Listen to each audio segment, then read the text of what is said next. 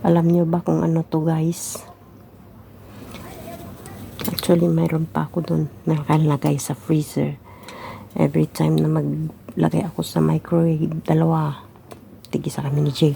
Tapos ito, ginunti-gunting ko na yung kanyang balat para madali na siyang tanggalin. Ganyan. Yan. This is very yummy, guys. Masarap pa sa latik. Kasi, iniluto daw ito doon sa ano talaga yung ginagawa bang asukal. Sugar cane. Yan.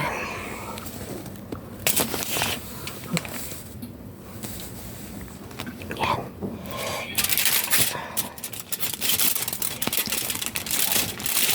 Medyo sticky lang, guys, yung kamay. You know. Tapos nakahawak pa ako ng camera. Oh, diba? Pero this is very yummy. Pansin nyo ba yung boses ko? Meron akong sore throat. May colds ako, guys. Sobra ang aking sipon.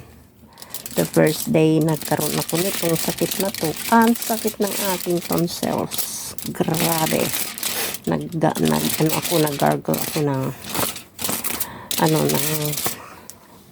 yung apple cider sugar. Nilagyan ko ng asin sa mainit na tubig. Ito, kainin ko na to.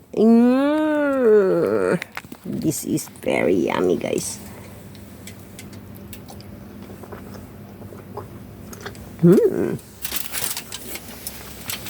Sarap.